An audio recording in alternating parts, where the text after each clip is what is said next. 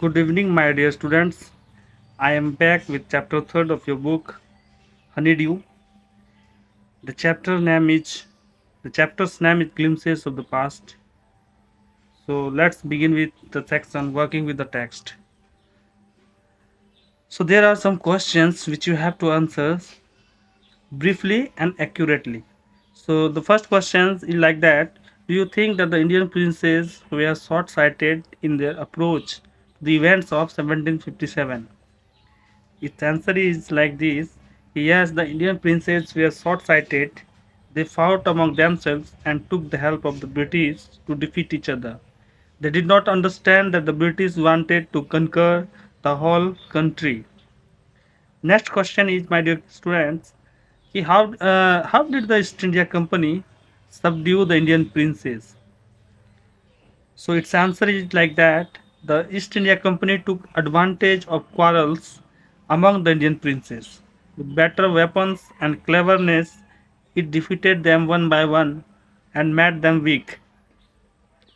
Next question is, quote the words used by Ram Mohan Roy to say that every religion teaches the same principles. Its answer is like this: Ram Mohan Roy said to his wife Puma, cows are of different colors, but the color of their milk is the same. Different teachers have different opinions, but the essence of every religion is the same. So, at that time in our country, untouchability and casteism and child marriage, some bad practices were prevailing at that time. So, Raja Ram Mohan Roy started thinking that all these practices are making us weaker. So he gave all Indian the message to abolish all these practices and be united with each other, because he, he thought not things he thought that there are different religions in our country, but all the religions have the same destination. All want to go to the prime supreme power.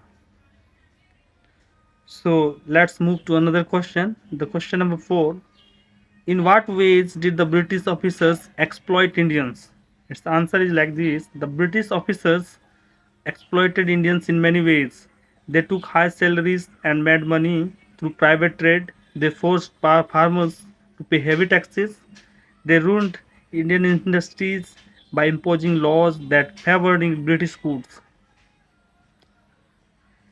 Next is next is kids. The name these people, the ruler who fought pitched battles against the British and died fighting. Its answer is Tipu Sultan of Mysore. Another one is the person who wanted to reform the society was Raja Ram Mohan Roy. He wanted to change the society. He wanted to reform the society because our society was facing a lot of bad practices. The person who recommended the introduction of English education in India was Macaulay. Two popular leaders who led the revolt of 1857 were Maulvi Ahmadullah of Faizabad and Tatya Tope. Mention the following two examples of social practices prevailing then. So, two examples of social practices prevailing at that time were untouchability and child marriage.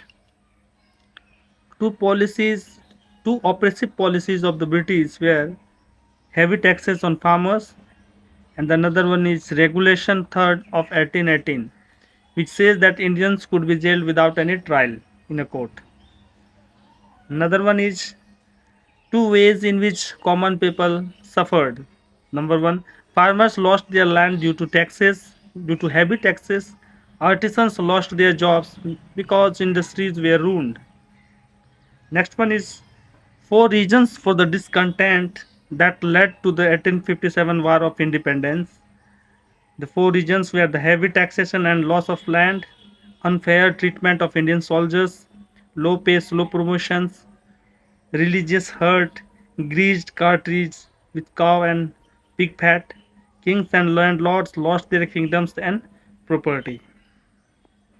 Now the section is working with the language. So we will jump into this section. This section basically is based on indirect speech, direct and indirect speech, or you can say that it is based completely on narration. So here a first man says we must educate our brothers. Then after that the second man says that and try to improve their material conditions. Then after that the third man says for that we must convey our grievances to the British Parliament. The answer is like that. The first man said that they must educate their brothers. The second man added that they should try to improve their material conditions. The third man suggested that they must convey their grievances to the British Parliament. Here you can notice very easily, my dear friends, my dear children, that the first man what he said, we must educate our brothers. So here the we became they and must educate their and the our we must educate our, so our has changed into their. So all these things you have to learn while you are attempting indirect speech. So there are certain rules which you can easily learn, and after that you can easily do any direct or indirect speech questions. Now we will move to the another question. Here the first soldier says the white soldier gets huge pay, mansions and servants, while the second soldier says we get a pittance and slow promotions. Then after that, the third soldier says, "Who are the British to abolish our customs?" The first soldier said that the white soldiers got huge pay.